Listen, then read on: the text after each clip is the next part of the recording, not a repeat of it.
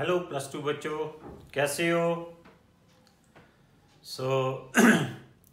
बच्चों, जैसे आपको पता है कि मैंने ये 45 डेज का क्रैश कोर्स शुरू किया था, तो आपके साथ प्रॉमिस किया था कि 45 डेज में मैं आपको सारा प्लस 2 का syllabus NEET oriented as well as board examination oriented करवाऊंगा।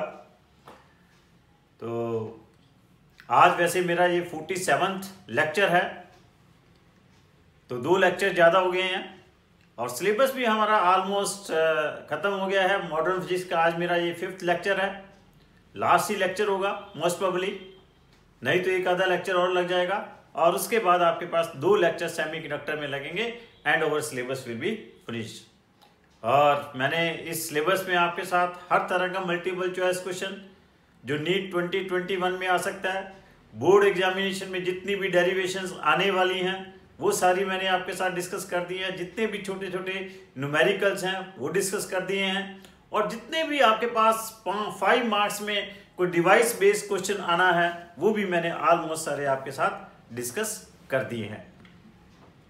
सो बच्चों, लास्ट लेक्चर में आपको बताया था कि ड्यूल नेचर ऑफ मैटर, क्या कहा था कि फिनोमेना ऑफ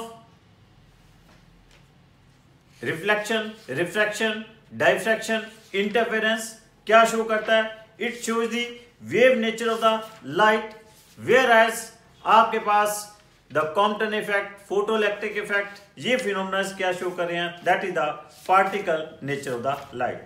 तो यहां से मैंने क्या कहा था कि डी ब्रॉगली ने क्या किया? De Broglie states that light is behaving as a wave as well as particle nature, तो correspondingly particle भी क्या है? It is also behaving as a wave nature. तो if a particle is having the mass m moving with speed v, then its de Broglie wavelength is given as lambda is equal to h upon mv। तो यहाँ पे उसने बताया जो macroscopic particles हैं उनकी जो डी ब्रॉगली वेवलेंथ है that is very very small, that is of the order of 10⁻⁻28 metre के करीब है, विच इज नॉट ऑब्जर्वेबल।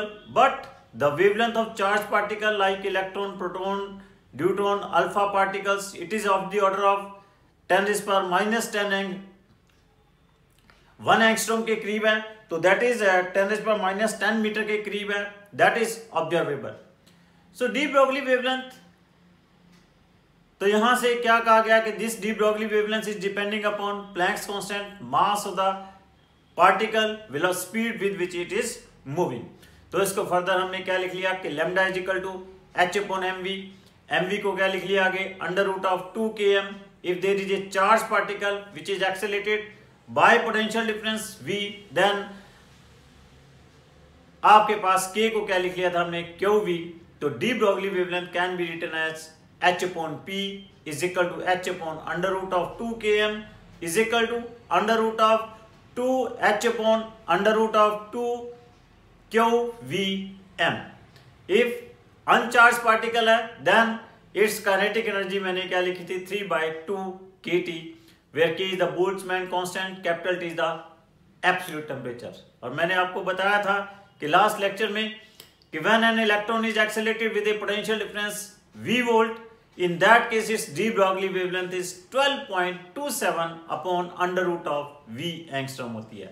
और मैंने कहा था this is very important formula, 2019 में भी इसके ऊपर MCQ आ चुका है और 2020 में भी इस फार्मूले के ऊपर MCQ आया था। सिंपल सा आपके पास मल्टीपल चॉइस क्वेश्चन आ सकता है कि an electron is accelerated with a potential difference of 100 volt, then its de Broglie wavelength. Direct आप ये फार्मूला यूज करके 12.27 अपॉन √v यूज करके यू कैन से कि its de Broglie wavelength is 1.227 angstrom आ जाएगी। अगर इसी क्वेश्चन के लिए आप फार्मूला यूज करोगे h अपॉन √2 qvm, सारी वैल्यूज वहां पे एग्जामिनेशन हॉल में जाके सब्स्टिट्यूट करोगे तो ये क्वेश्चन थोड़ा सा कैलकुलेशन थोड़ी सी क्या हो जाएगी? लेंथी हो जाएगी। तो इसलिए बच्चों मैं आपको कहता हूं कि नीट एग्जामिनेशन के लिए छोटे छोटे से जो फार्मूलेज हैं इनको आप क्रैम करके रखिए और ये एग्जामिनेशन हॉल में अगर इनके बेस्ड अपॉन 5-7 क्वेश्चन आ गए और वो आपके 4-5 अगर उन्होंने मिनट बचा दिए तो आपका जो मेरिट है वो टोटली चेंज हो जाएगी। क्लियर?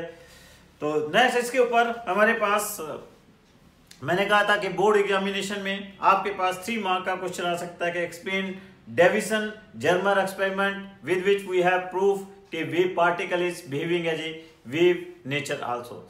तो डेविसन जर्मर एक्सपेरिमेंट में क्या किया था, एक इलेक्ट्रॉन गन ले ली, जहां से हमने इलेक्ट्रॉन को क्या करवा दिया, एक्सेलरेट करवा दिया with a potential difference of 54 volt के साथ। जब हमने इलेक्ट्रॉन को एक्सेलरेट करवाया, उस इलेक्ट्रॉन बीम की जो वेवलेंथ आ गई थी वो कितनी आ गई थी, that is 12.27 upon under root of 54 angstrom, और इससे सॉल्व करके क्या गया था 1.65 एंगस्ट्रॉम आ गई थी। इस इलेक्ट्रॉन बीम को हमने निकल के क्रिस्टल के ऊपर बम्बार्ड करवाया और वहां से ये बीम क्या कर गई, डेफ्रेक्ट कर गई।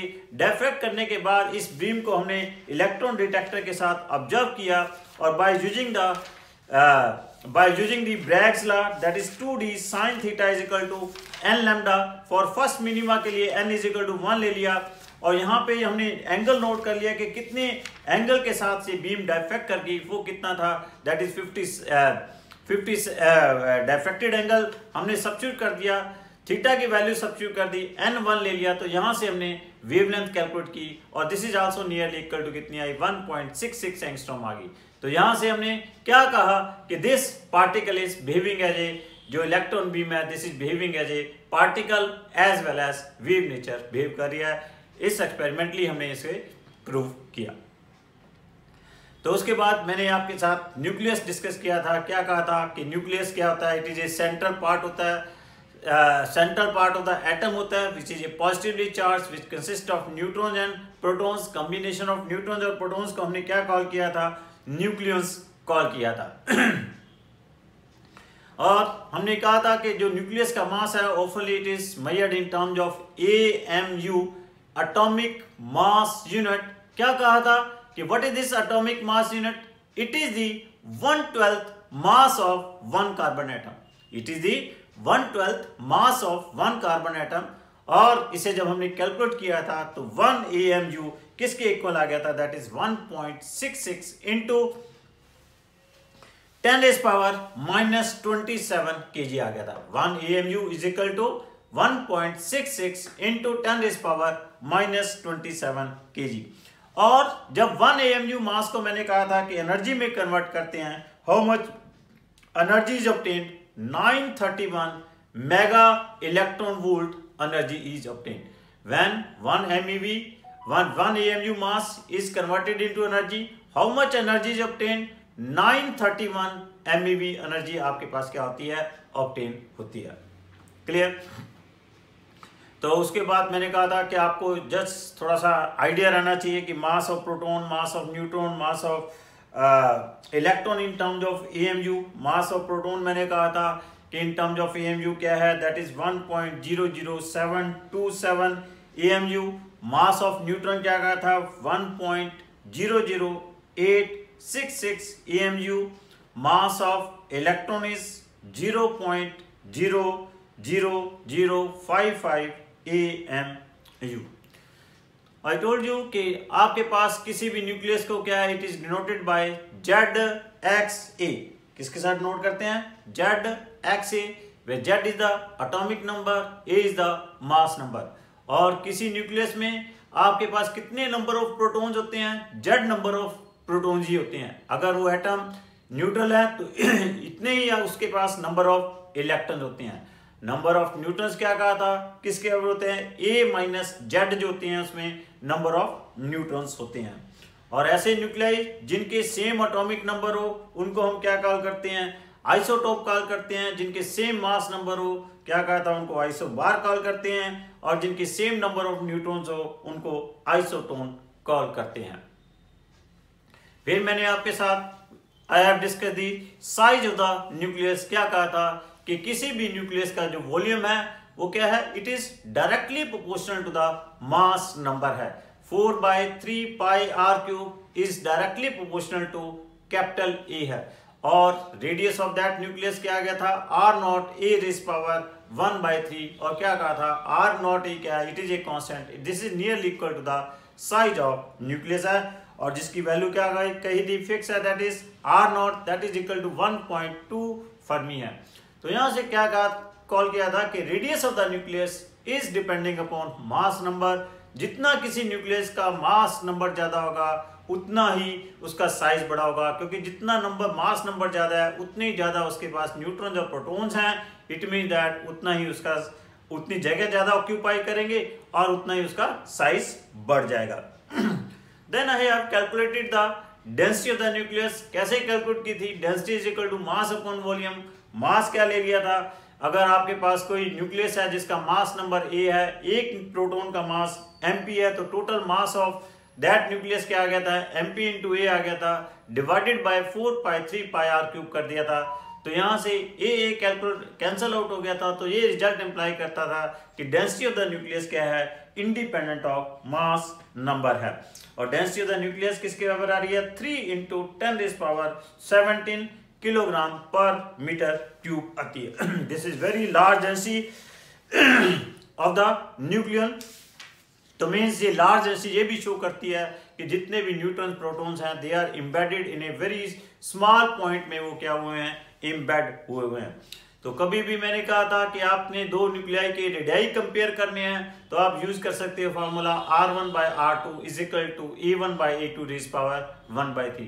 अगर उनकी डेंसिटीज की रेशियो कैलकुलेट करनी आ जाए तो वो आपके पास क्या कह सकते हो? Density of the two nuclei क्या होगी? 1:1 होगी, क्योंकि डेंसिटी क्या है? इंडिपेंडेंट ऑफ मास नंबर है। बोर्ड एग्जामिनेशन में आपके पास 3 मार्क का क्वेश्चन आ सकता है या 2 मार्क का क्वेश्चन पूछा सकता है। Write down some points differentiating between the nuclear force and Coulomb force. तो क्या बताया था? न्यूक्लियर फोर्स क्या होती है? शॉर्ट रेंज फोर्स होती है। कूलम्ब फोर्स क्या होती है? लॉन्ग रेंज फोर्स होती है। क्या था मैंने कि न्यूक्लियर फोर्स क्या है? These are the forces existing between the nucleus of the nucleus. और न्यूक्लियर फोर्स क्या होती है? Nuclear force is not a central force, whereas Coulomb force जो होती है वो सेंट्रल फोर्स होती है। और क्या कहा था कि न्यूक्लियर फोर्स क्या होती है? स्पिन डिपेंडेंट होती है। Coulomb force is not spin dependent. Nuclear force क्या होती है? चार्ज इंडिपेंडेंट होती है, whereas Coulomb force is charge dependent होती है। न्यूक्लियर फोर्स स्ट्रॉन्ग फोर्स है, वेयर एज आपके पास इलेक्ट्रोस्टैटिक जो फोर्स है और कूलम्ब जो फोर्स है it is less stronger as compare to the nuclear force है। तो एक मैंने और भी इंपॉर्टेंट आपको बताया था कि जब भी आप 1 AMU मास को एनर्जी में कन्वर्ट करते हो तो how much energy is obtain? 931 mega electron volt energy obtain होती है। उसके बाद मैंने एक टर्म बताई थी आपको, मास डिफेक्ट। क्या कहा था कि what is this mass defect? कि एक्चुअली जो होता है कि मास ऑफ द न्यूक्लियस क्या होना चाहिए? जो उसके पास न्यूट्रॉन्स हैं, जो प्रोटॉन्स हैं, उन सभी न्यूट्रॉन्स और प्रोटॉन्स के मास का सम में क्या होना चाहिए? Total mass of the nucleus होना चाहिए। बट एक्चुअली क्या है? मास ऑफ द न्यूक्लियस क्या होता है? लेसर होता है as compare to the sum of the mass of the neutrons and protons of the nucleus. So जो डिफरेंस ऑफ मास है इसे हम क्या कहते हैं? This is called mass defect. अगर आपके पास कोई न्यूक्लियस है, दैट न्यूक्लियस क्या है? ZXA है। Z उसका क्या है? एटॉमिक नंबर है। A क्या है? उसका मास नंबर है। A तो उसके पास नंबर ऑफ प्रोटॉन्स कितने हैं? MP हैं। नंबर ऑफ न्यूट्रॉन्स कितने हैं? A-Z हैं। तो आपके पास total mass of the protons क्या आ जाएगा? Z इंटू MP आ जाएगा। Total mass of the neutron क्या आ जाएगा? A-Z इंटू Mn आ जाएगा।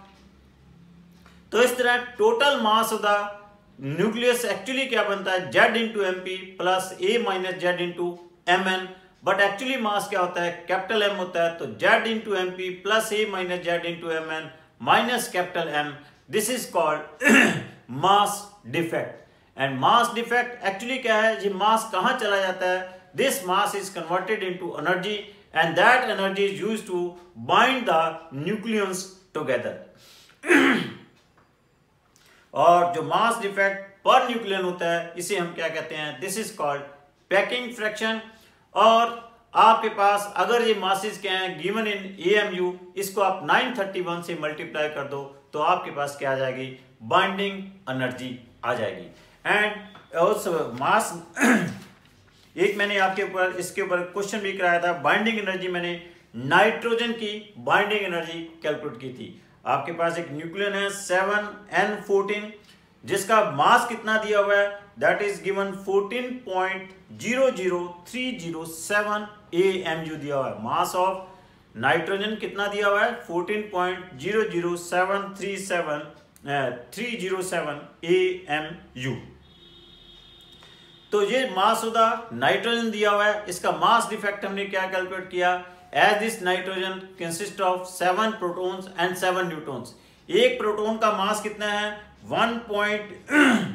1 proton is having the mass 1.00783 AMU है, और एक मास ऑफ न्यूट्रॉन कितना है, 1.00867 है। तो हमने क्या कर दिया, 7 न्यूट्रॉन, इसको एक न्यूट्रॉन को मास को 7 से मल्टीप्लाई कर दिया, एक प्रोटॉन के मास को भी 7 से मल्टीप्लाई कर दिया, total mass of the nucleon आ गया। Actual mass of the neutron में हमने सब्ट्रैक्ट कर दिया, तो हमारे पास क्या आ गया था, मास डिफेक्ट आ गया था नाइट्रोजन का 0.11243 AMU। क्या आ गया था, मास डिफेक्ट था नाइट्रोजन। और इसकी बाइंडिंग एनर्जी क्या आ गई थी, फिर इसी मास डिफेक्ट को हमने क्या किया, 931 से मल्टीप्लाई कर दिया। तो 931 से मैंने जैसे कहा कि जब भी मास AMU में दिया हो उसको 931 से मल्टीप्लाई कर दो, तो आपके पास क्या आ जाएगी, एनर्जी आ जाएगी। जब इस मास डिफेक्ट को दैट इज 0.11243 को 931 से मल्टीप्लाई किया, तो आपके पास ये बन गया 104.67 MeV।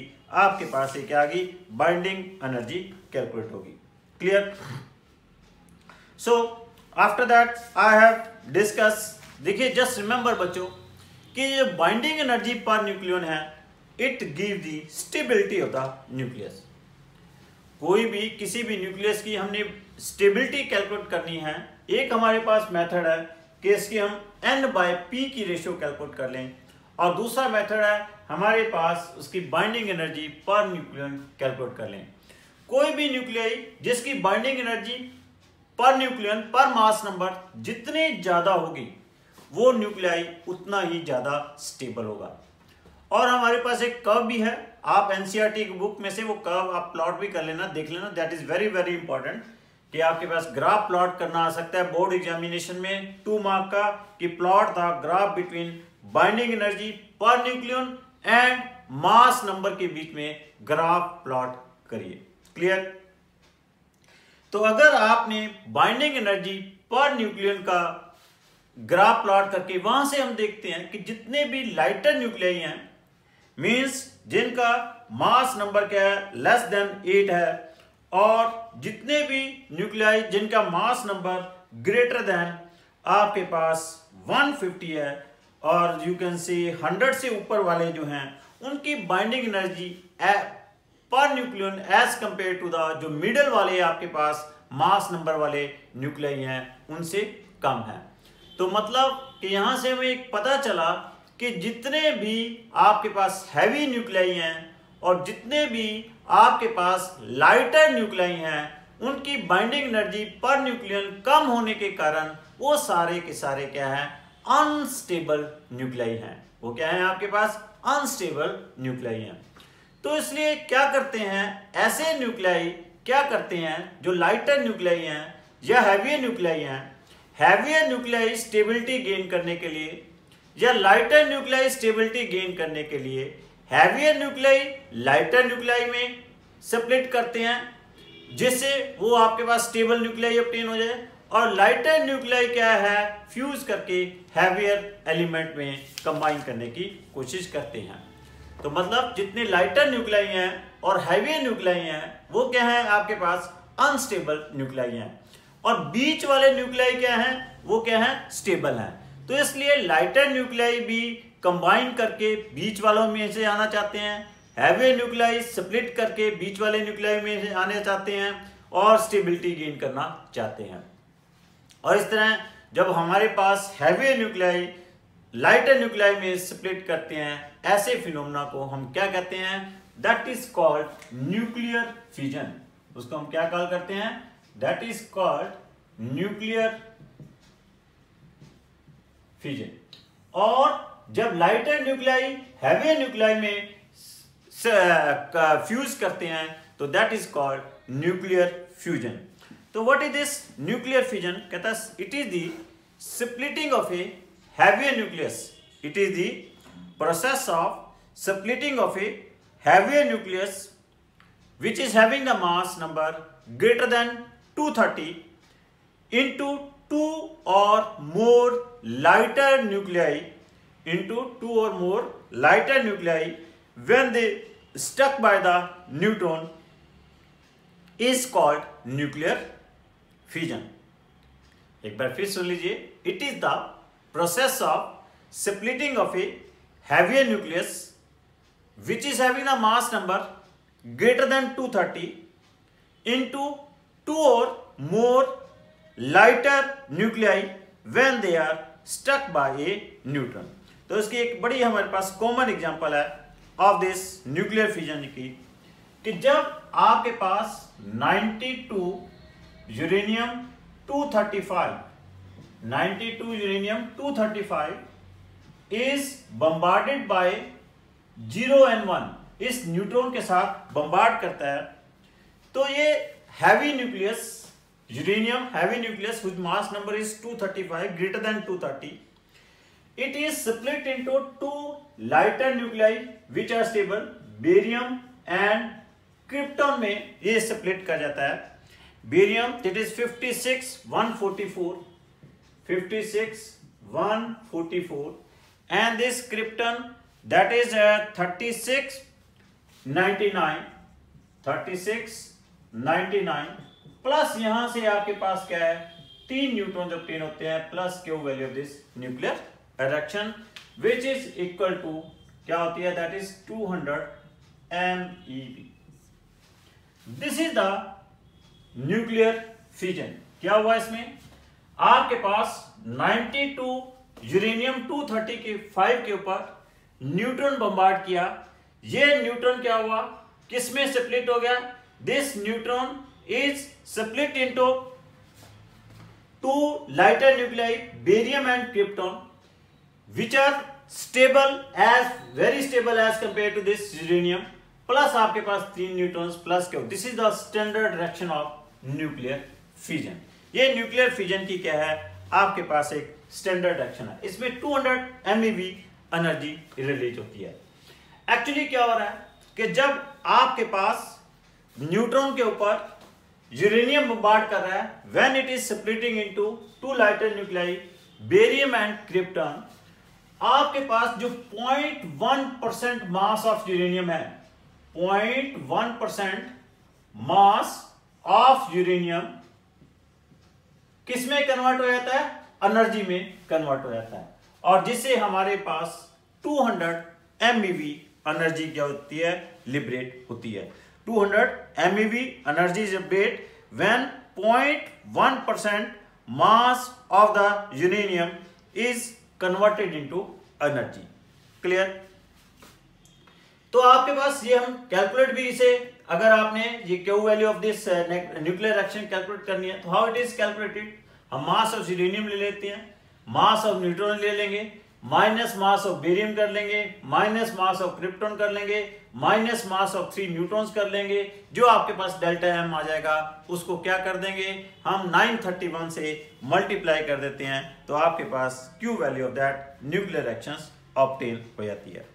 So in this nuclear reaction आपके पास क्या हो रहा है, एवरेज नंबर ऑफ जो आपके पास न्यूट्रॉन बम्बार्ड किए, जो average number of secondary neutrons obtain हो रहे हैं वो कितने ऑब्टेन हो रहे हैं, 3 न्यूट्रॉन्स ऑब्टेन हो रहे हैं।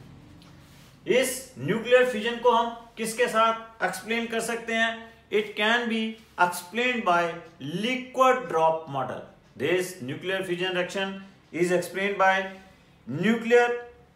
Liquid drop model. Now just remember कि 93% ऑफ रिलीज एनर्जी, यहां से जो 93% जो एनर्जी रिलीज होती है that is released in the form of kinetic energy of barium, krypton and neutrons, that is appeared in the form of product particle, जो product obtain हुई है, that is barium, krypton and neutron, उनकी kinetic energy की form में obtain होती है। और जो 7% एनर्जी है, रिमेनिंग 7% एनर्जी है, that is obtain in the form of gamma raise, gamma rays की फॉर्म में ऑब्टेन होती है। अब देखिए क्या होता है कि आपके पास एक न्यूक्लियर चेन रिएक्शन है। What is this nuclear chain reaction? कि अगर आपके पास ये जो 3 न्यूट्रॉन्स ऑब्टेन हुए हैं, ये 3 न्यूट्रॉन्स आपके पास ऑब्टेन हुए हैं, अगर ये न्यूट्रॉन्स फर्दर यूरेनियम के न्यूक्लियस के ऊपर बम्बार्ड कर जाते हैं, ये जो 3 न्यूट्रॉन्स आपके पास ऑब्टेन हुए हैं, they are further bombarding on the nucleus of the uranium, उस केस में ये रिएक्शन क्या रहती है? कंटिन्यूस रहती है। So that is called nuclear chain reaction.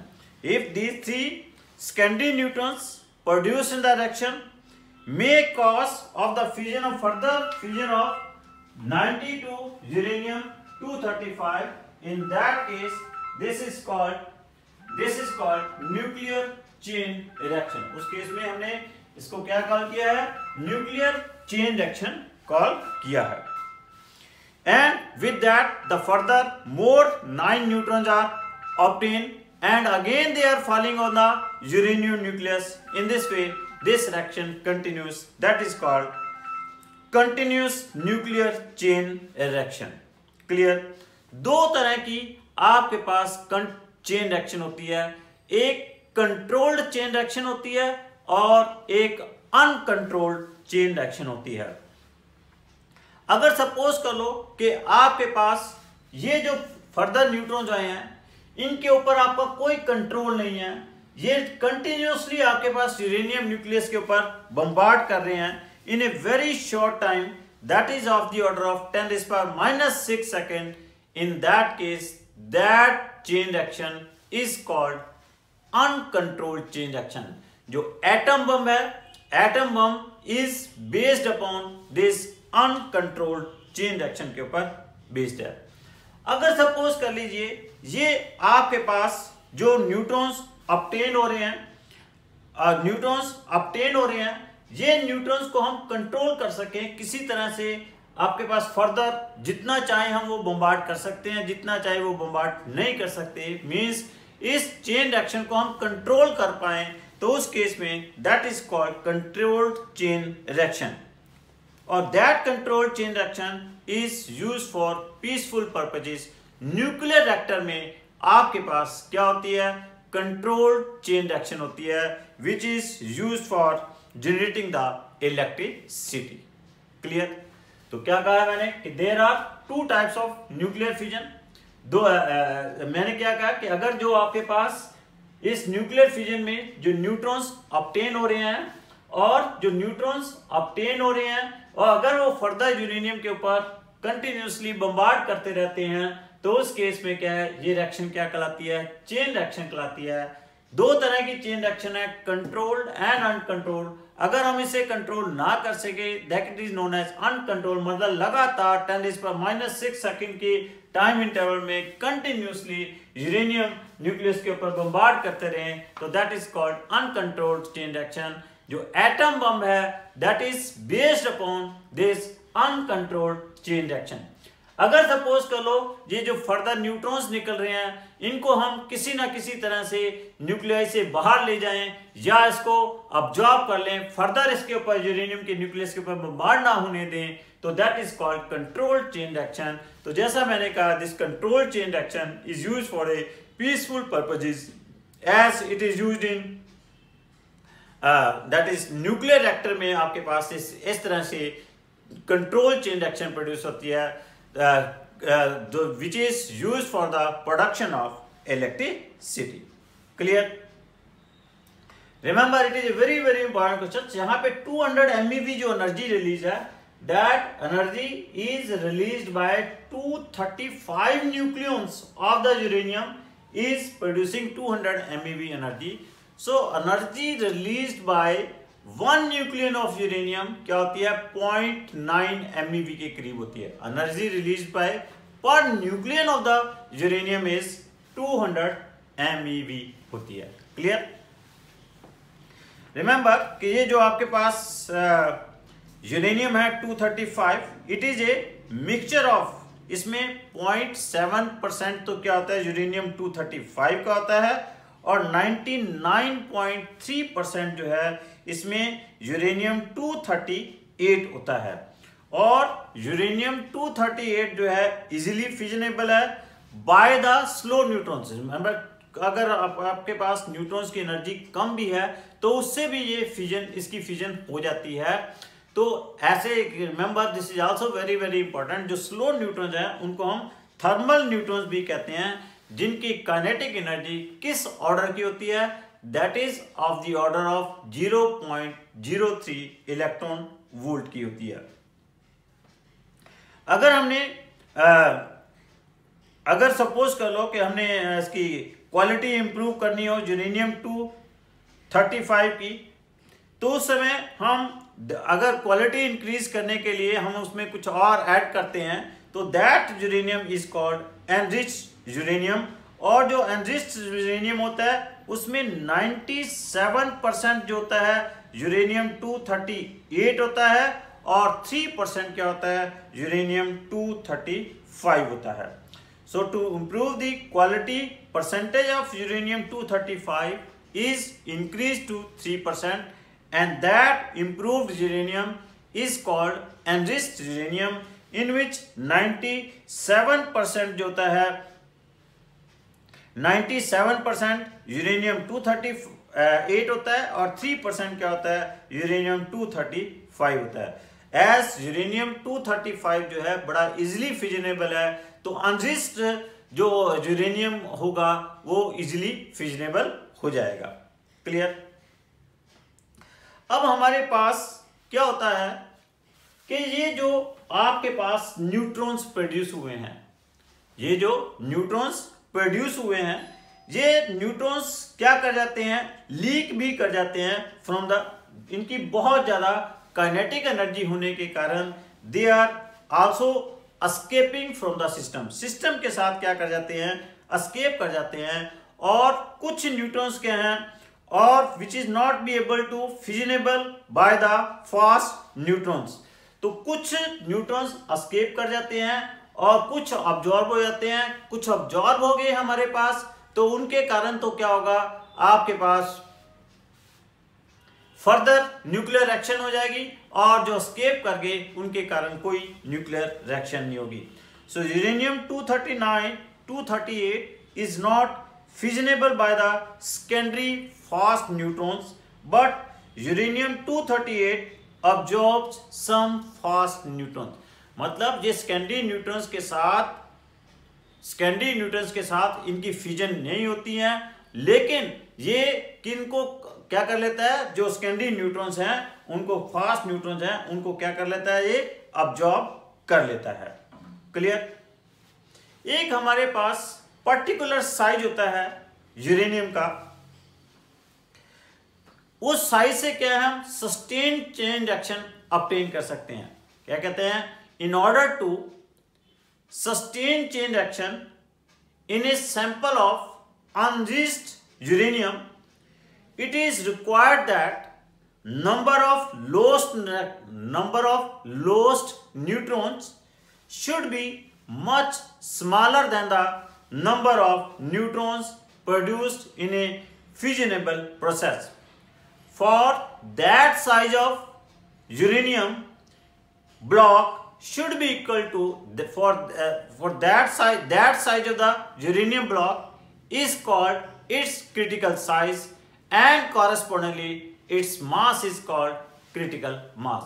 मतलब हम चाहते हैं कि अब्जॉर्ब, जो आपके पास rate of production of neutrons का जो लॉस्ट पार्ट है वो आपके पास that is smaller than as compare to the जो नंबर ऑफ न्यूट्रॉन्स प्रोड्यूस हुए हैं। ऐसे साइज ऑफ यूरेनियम को हम क्या कहते हैं, that is called its critical size and correspondingly is called critical mass। और ऐसा critical size of uranium is used for atom bomb। Atom bomb बनाना है तो उसके लिए हमें यूरेनियम का जो साइज चाहिए वो क्या चाहिए, क्रिटिकल साइज चाहिए। एक यहां पे टर्म है रिप्रोडक्शन फैक्टर। रिप्रोडक्शन फैक्टर क्या होता है, it is the ratio of rate of production of neutrons, इसको के साथ नोट करते हैं, इट इज नोटेड बाय के। तो के क्या है, it is the rate of production of neutrons to the rate of loss of neutrons, to the rate of loss of neutrons. Clear? This is called reproduction factor. अगर आपके पास reproduction factor क्या है, greater than 1 है, means rate of production of neutron ज्यादा है as compared to the rate of loss of neutrons, उस case में reaction क्या होगी आपके पास, उस केस में जो आपके पास साइज ऑफ द न्यूक्लियस होगा सुपर क्रिटिकल साइज होगा। साइज ऑफ द न्यूक्लियस क्या होगा, सुपर क्रिटिकल साइज होगा। और रिएक्शन क्या होगी आपके पास, सस्टेन्ड चेन रिएक्शन होगी, और that is used for making the atom bomb. अगर आपके पास K इज इक्वल टू 1 है, जितना rate of production of neutrons है उतना ही rate of loss of neutrons है, that reaction is a controlled, वो क्या उसमें क्या होगी, कंट्रोल्ड चेन रिएक्शन होगी, and that is use for a nuclear reactor. Nuclear reactor के लिए वो हमारे पास क्या है, यूज होगी। अगर आपके पास K की वैल्यू क्या है, लेसर देन 1 है, अगर आपके पास साइज ऑफ द न्यूक्लियस इस तरह है कि जिसमें K की वैल्यू कम है, दैट इज कॉल्ड सब क्रिटिकल साइज, और उस केस में क्या है, आपके पास जो चेन रिएक्शन है will be retard and ultimately stop. Clear? तो क्या है, एक बार बच्चों फिर देख लीजिए, दिस इज बहुत ही इंपॉर्टेंट टर्म है, डायरेक्ट मल्टीपल चॉइस क्वेश्चन आ जाएगा। मैंने आपको क्या कहा है कि what is the critical size of the uranium. Critical size वो है कि जहां पे आपके पास जितने नंबर ऑफ न्यूट्रॉन्स प्रोड्यूस होते हैं उतने ही नंबर ऑफ न्यूट्रॉन्स क्या है, लॉस हो जाएंगे, जिससे रिएक्शन क्या रह सकती है, चेन रिएक्शन रह सकती है। That size of the nucleus is called critical size, and correspondingly that mass is called critical mass. तो एक हमने टर्म डिफाइन की है कि that is the reproduction factor, it is the rate of production of neutron to the rate of loss of, मतलब जितने आपके पास neutrons produce हुए हैं, जितने न्यूट्रॉन्स आपके पास लॉस्ट हो गए, उसकी रेशियो को हमने क्या कॉल किया है, रिप्रोडक्शन फैक्टर कॉल किया है। अगर आपके पास रिप्रोडक्शन फैक्टर, अगर कोई आपके पास यूरेनियम का साइज क्या है, क्रिटिकल साइज है, उसके लिए रिप्रोडक्शन फैक्टर की वैल्यू क्या होगी, 1 होगी। अगर रिप्रोडक्शन फैक्टर ग्रेटर देन 1 है, means rate of production of neutrons greater than rate of loss of neutrons है, तो that size of the nucleus is called super critical size, which is used for atom bomb. अगर K is equal to 1 है, that is use for, किसके लिए use होता है, that is use for nuclear reactor. अगर आपके पास K की वैल्यू लेस देन 1 है, मींस अगर K की वैल्यू क्या है, लेस देन 1 है, less than 1 means rate of production of neutrons less than rate of neutrons है, तो उस केस में दैट इज कॉल्ड सब critical size of the uranium, and उस केस में चेन रिएक्शन क्या होगी, रिटार्ड होती रहेगी, और एक टाइम ऐसा आ जाएगा जहां पे चेन रिएक्शन क्या हो सकती है, स्टॉप हो सकती है।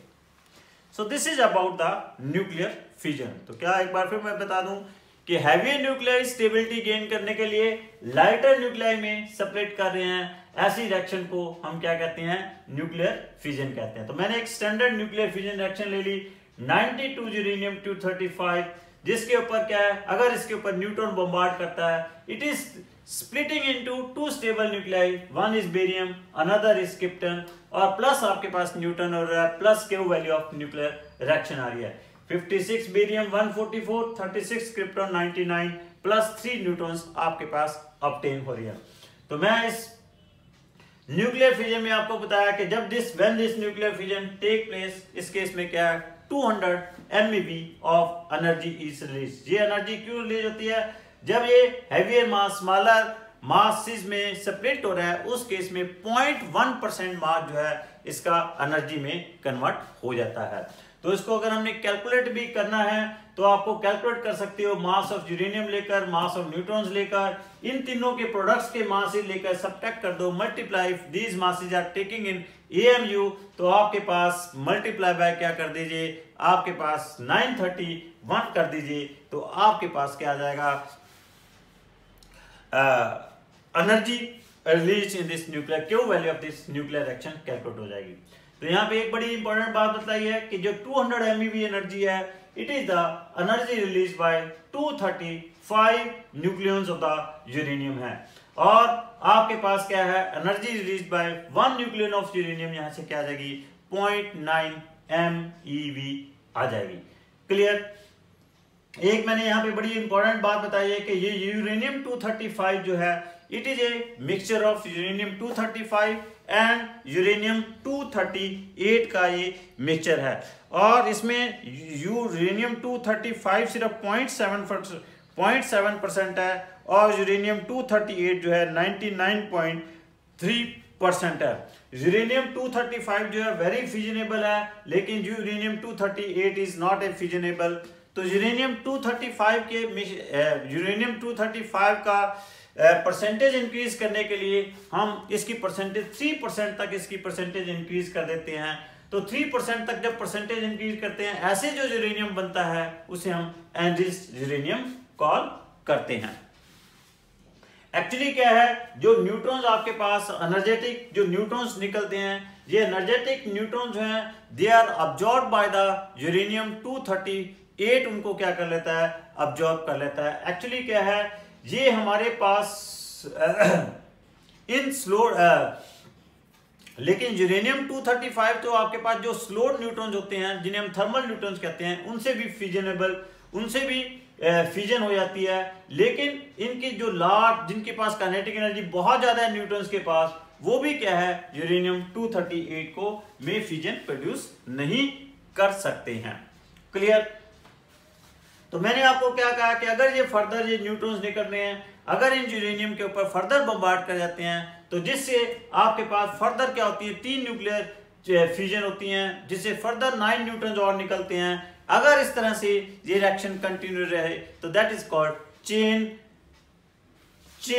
न्यूक्लियर रिएक्शन कहलाती है। तो दो तरह की चेन रिएक्शन मैंने बताई है, एक कंट्रोल चेन रिएक्शन बताई है, एक अनकंट्रोल्ड चेन रिएक्शन बताई है। अगर तो सपोज कर लो कि जो न्यूट्रॉन्स फर्दर आपके पास यूरेनियम के ऊपर बम्बार्ड करवाने हैं या नहीं करवाने, इस तरह से अगर हम कंट्रोल कर सकते हैं, that is called controlled chain reaction. तो that is which is used in a nuclear reactor. अगर हम इसके ऊपर कंट्रोल ना कर सकें, वो लगातार वेरी शॉर्ट टाइम इंटरवल में कंटिन्यूसली यूरेनियम के ऊपर बम्बार्ड करते रहें, ऐसी रिएक्शन को हम क्या कॉल करते हैं, अनकंट्रोल्ड चेन रिएक्शन कॉल करते हैं, विच is used in forming a atom bomb. एक आपके पास मैंने क्या कहा है, यूरेनियम का एक पर्टिकुलर साइज होता है, और पर्टिकुलर साइज, जिस पर्टिकुलर साइज में ये रिएक्शन क्या रहती है, चेन रिएक्शन रहती है। मींस जो न्यूट्रॉन्स आते हैं वो आपके पास जितने जो न्यूट्रॉन्स आपके पास ऑब्टेन होते हैं, वो कंटिन्यूसली उस केस में यूरेनियम के ऊपर आपके पास फॉल करते रहते हैं। ऐसे साइज ऑफ यूरेनियम को हम क्या कहते हैं, that is called critical size, and correspondingly mass is called critical mass. तो इसके बाद मैंने एक टर्म डिफाइन किया है, that is the rate of, that is the reproduction factor. अगर आपके पास जितने नंबर ऑफ न्यूट्रॉन्स प्रोड्यूस हो रहे हैं और जितने नंबर ऑफ न्यूट्रॉन्स लॉस हो रहे हैं, इनकी रेशियो को हमने क्या कॉल किया है, that is called reproduction factor. जो आपके पास न्यूक्लियर का साइज जब क्रिटिकल साइज होता है, तो उस केस में रिप्रोडक्शन फैक्टर की वैल्यू क्या होती है, 1 होती है, which is use for nuclear reactor. जो कि किसके लिए यूज होता है, न्यूक्लियर रिएक्टर के लिए इसको हम यूज करते हैं। अगर आपके पास K की वैल्यू क्या है, ग्रेटर देन 1 होती है, that is called super critical size of, उसे हम क्या कहते हैं, that is called super critical size of the uranium.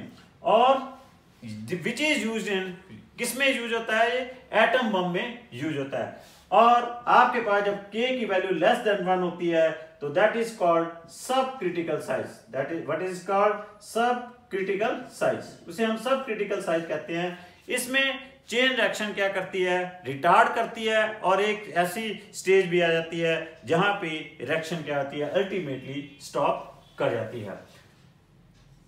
Clear? So this is about the nuclear fission. तो अब जैसे मैंने आपको कहा कि जो लाइटर न्यूक्लियाई है, लाइटर न्यूक्लियाई क्या करते हैं, स्टेबिलिटी गेन करने के लिए वो कंबाइन कर जाते हैं, कंबाइन करके एक स्टेबल हैवी न्यूक्लियर में कन्वर्ट हो जाते हैं। ऐसी रिएक्शन को हम क्या कॉल करते हैं, that reaction is called nuclear fusion. What it is called? Nuclear fusion. It is the phenomena of fusion of two lighter nuclei, fusing of two or more lighter nuclei into the heavier nuclei. What is this nuclear fusion? It is the fusion of two lighter nuclei. Lighter nuclei जब heavy nuclei में fuse कर जाते हैं, means अगर आपके पास दो lighter nuclei हैं, एक A है दूसरा B है, ये किसमें फ्यूज कर जाते हैं, हैवी न्यूक्लियाई C प्लस आपके पास क्या है, Q value of nuclear reaction is obtain. So this is the nuclear fusion. ये आपके पास क्या है, न्यूक्लियर फ्यूजन है। Clear? Now here in this nuclear fusion, here also जो आपके पास C जो बिगर न्यूक्लियाई है, it is A stable nuclei. ये आपके पास क्या है, स्टेबल न्यूक्लियाई है। अब यहां पे जो मास ऑफ A प्लस B है, that is lesser than the mass of, that is greater than the mass of A plus mass of B, ये क्या है, greater than the mass of C है। और यही डिफरेंस ऑफ जो मास है वो किस में कन्वर्ट हो रहा है, एनर्जी में कन्वर्ट हो रहा है, जहां से हमारे पास Q value of nuclear reactions obtain हो रही है। तो यहाँ पे भी Q value of nuclear reaction obtain करनी है, तो कैसे ऑब्टेन करेंगे, mass of A plus mass of B minus mass of C, if these masses are in AMU they are multiply by 931, तो आपके पास क्या आ जाएगी, Q value of nuclear reaction आ जाएगी। तो स्टैंडर्ड हमारे पास एक न्यूक्लियर फ्यूजन है जिसमें आपके पास 4 हाइड्रोजन न्यूक्लियाई, 4 हाइड्रोजन न्यूक्लियाई क्या करते हैं, फ्यूज करते हैं।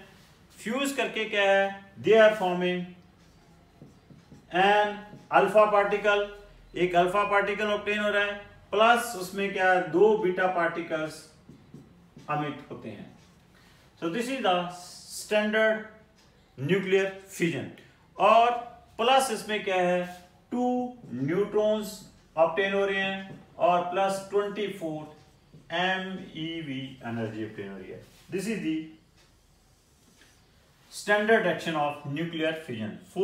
1H1 is equal to 2He4 plus 2 - 1 beta 0 plus 2 neutrons plus 24 MeV। तो न्यूक्लियर फ्यूजन की जो Q वैल्यू ऑफ रिएक्शन है वो कितनी है, 24 MeV है।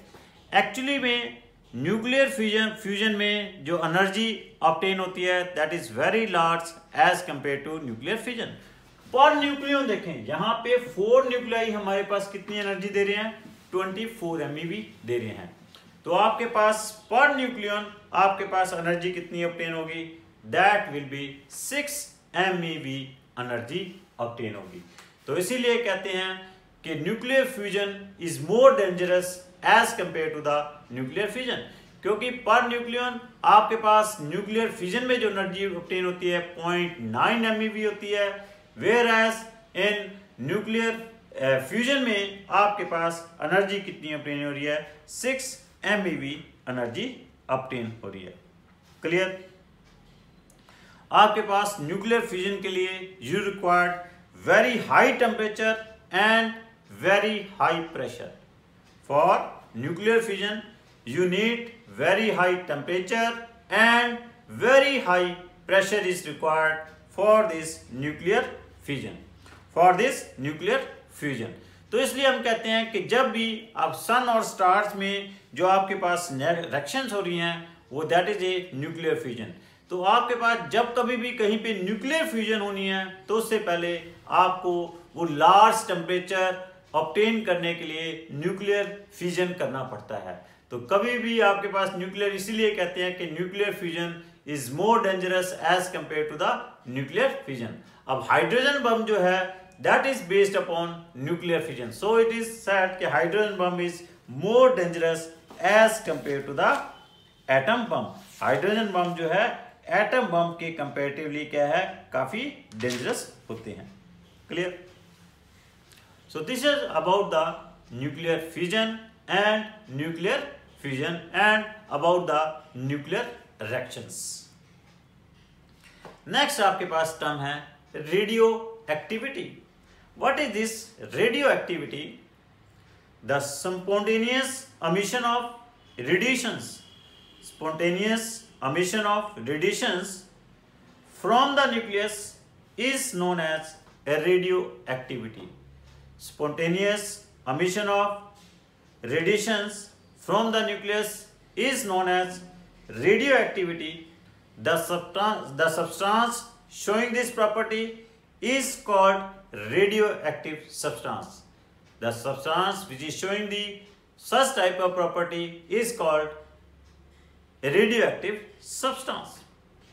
तो ऐसे जो अनस्टेबल न्यूक्लियाई होते हैं वो क्या करते हैं, इस तरह की प्रॉपर्टी शो करते हैं। ऐसे unstable nuclei just to gain the stability वो कंटिन्यूसली क्या है, रेडिएशंस अमिट करते हैं, और ऐसे सब्सटेंसेस को हम क्या कहते हैं, रेडियो एक्टिव सब्सटेंस कहते हैं, और ऐसे फिनोमेना को हम क्या कॉल करते हैं, रेडियो एक्टिविटी कॉल करते हैं। तो हमारे पास पर्टिकुलर एलिमेंट ही हैं which can radiate the particular radiations at a time to gain the stability. ये जो फिनोमेना ऑफ रेडियो एक्टिविटी है it is discovered by Becquerel and therefore these are also known as Becquerel radiation. इनको हम Becquerel radiation भी call करते हैं।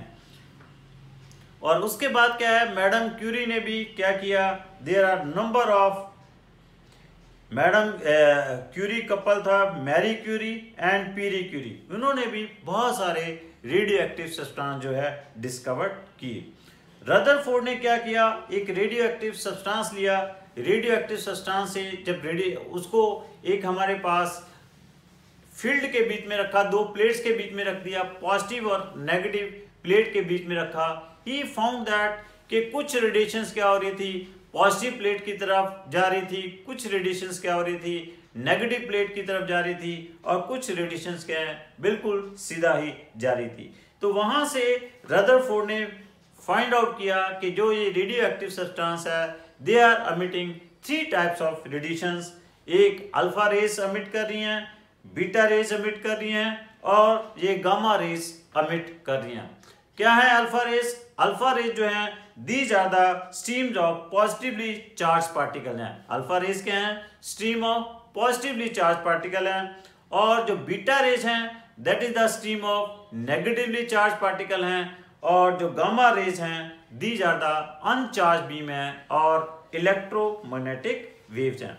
और ये पता चला कि जो आपके पास अल्फा रेज हैं इनके ऊपर जो चार्ज है that is the twice of the charge of electron है। जो बीटा रेज है इनके ऊपर जो चार्ज है that is the charge of electrons हैं। गामा रेज जो हैं वो क्या हैं, आपके पास न्यूट्रल हैं। और ये पता चला कि जो आपके पास अल्फा रेज हैं they are the nuclei of alpha particles हैं which are having the 4 times of the mass of protons हैं। बीटा रेज जो हैं they are having the mass of electron हैं। और गामा रेज के रेस्ट मास क्या है, 0 है। And it is found that जो अल्फा रेज हैं they are having the velocity nearly equal to 10⁷ metres हैं पर सेकेंड है। इतनी की वेलोसिटी बीटा रेज की हैं, but it is found that जो आपके पास गामा रेज हैं they are having the velocity of light that is 3 × 10⁻⁷ metre per 8 metre पर सेकेंड है। और काइनेटिक एनर्जी भी सबकी क्या है, वेरी फ्यू MeV हैं। इट इज फाउंड दैट कि आपके पास अल्फा रेज जो हैं that is having the line and discrete spectrum है, और वेयर एज गामा रेज भी क्या है, लाइन एंड डिस्क्रीट स्पेक्ट्रम है, whereas beta rays are having the continuous, beta rays का क्या है, कंटिन्यूस स्पेक्ट्रम है। गामा रेज की जो आयनाइजेशन पावर थी वो 10,000 टाइम ऑफ बीटा रेज थी, और अल्फा रेज की जो आयनाइजेशन पावर है वो 100 times of gamma rays, 1/100th of alpha rays हैं, और आपके पास nearly 1/100th of beta rays जो है आयनाइजेशन पावर किसकी है, गामा रेज की है। पेनिट्रेशन पावर इसमें सबसे ज्यादा गामा रेज की है, उससे कम बीटा रेज की है, सबसे कम पेनिट्रेशन पावर क्या है, अल्फा रेज की है। अल्फा पार्टिकल और बीटा पार्टिकल के ऊपर both electric and magnetic field effect कर रही हैं, लेकिन आपके पास गामा रेज के ऊपर neither alpha rays nor neither electric field nor magnetic field is effecting on the gamma rays. So what is this type of the radioactive decay. तो मैंने कहा कि इस रेडियो एक्टिव सब्सटेंस से 3 तरह की रेडिएशंस निकल रही हैं, alpha radiations, beta radiations and gamma radiations. तो 3 तरह के ही हमारे पास हम डिके कंसिडर करते हैं, alpha decay, beta decay and gamma decay. What is the alpha decay? Alpha decay आपके पास क्या है कि अगर आपके पास कोई न्यूक्लियाई है ZXA न्यूक्लियस, तो जब इसमें अल्फा डिके होता है तो इसका एटॉमिक नंबर क्या होता है, इट इज डिक्रीजेस बाय 2, और मास नंबर क्या होता है, it is decreases by 4, and plus क्या होता है, अल्फा पार्टिकल अमिट होता है। तो ये आपके पास क्या है, इसे हम जस्ट रिमेंबर, इसे हम पेरेंट न्यूक्लियाई कहते हैं, इसे हम this is called parent nuclei, this is called daughter nuclei, and this is known as outgoing particle. Remember, this is known as parent nuclei, this is called daughter nuclei, and this is known as outgoing particle. This is the alpha decay. तो alpha decay में कहते हैं when the alpha decay take place, atomic number जो है nucleus का decreases by 2 होता है, और मास नंबर जो है इट इज डिक्रीज बाय 4 हो जाता है। बीटा डिके में क्या होता है, what happens in case of beta decay? Beta decay में क्या है कि आपके पास जो एटॉमिक नंबर है, आपके दो तरह के एक्चुअली बीटा डिके हैं, एक बीटा प्लस डिके है और एक आपके पास क्या है, बीटा माइनस डिके है। तो अगर हम पहले बीटा माइनस डिके लेते हैं, बीटा माइनस डिके में जो है एटॉमिक नंबर जो है it is increases by 1 and mass number remains same -1 E0, plus इसमें साथ में क्या होता है कि आपके पास एक एंटी न्यूट्रिनो क्या होता है, ऑब्टेन होता है। This is the beta decay, this is the beta negative decay. Actually क्या होता है कि बीटा नेगेटिव डिके में जो न्यूट्रॉन है, न्यूक्लियाई में न्यूट्रॉन जो है वो प्रोटॉन में कन्वर्ट होता है, while it is neutron is converting into proton, तो आपके पास ये एक तरह से बीटा पार्टिकल अमिट होता है, और साथ में क्या है, एंटी न्यूट्रिनो ऑब्टेन होता है। So this is the beta minus decay. Beta plus decay में क्या होता है कि आपके पास एटॉमिक नंबर जो है it is decreases by 1, mass number of the nucleus remains same, plus क्या होता है, +1 E0। यहां पे क्या होता है, न्यूट्रिनो ऑब्टेन होता है। इसमें क्या है, एंटी न्यूट्रिनो ऑब्टेन होता है, इसमें न्यूट्रिनो ऑब्टेन होता है। और बीटा प्लस में क्या होता है, प्रोटॉन जो है, न्यूक्लियस के प्रोटॉन जो है वो किस में कन्वर्ट होता है, न्यूट्रॉन में। When this proton is converted into neutrons, तो आपके पास क्या हो रहा है, ये बीटा प्लस डिके हो रहा है। क्लियर? जब आपके पास बीटा माइनस डिके होता है तो उस केस में n/p की रेशियो जो है न्यूट्रॉन प्रोटॉन की रेशियो क्या कर जाती है, डिक्रीज कर जाती है।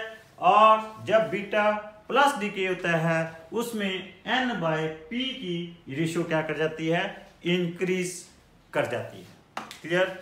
और व्हाट हैपन्स कि जब आपके पास अल्फा डिके हो रहा है, बीटा डिके हो रहा है, अल्फा डिके और बीटा डिके के टाइम जो आपके पास रिजल्टेंट न्यूक्लियाई आता है, रिजल्टेंट न्यूक्लियाई क्या है, इनिशियली क्या है, अपनी एक्साइटेड स्टेट के ऊपर होता है।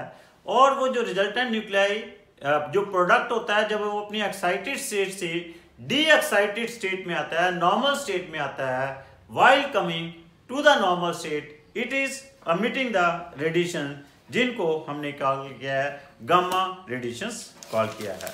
और जब भी गामा रेडिएशन होती है उस समय आपके पास एटॉमिक नंबर और मास नंबर क्या रहता है, सेम रहता है।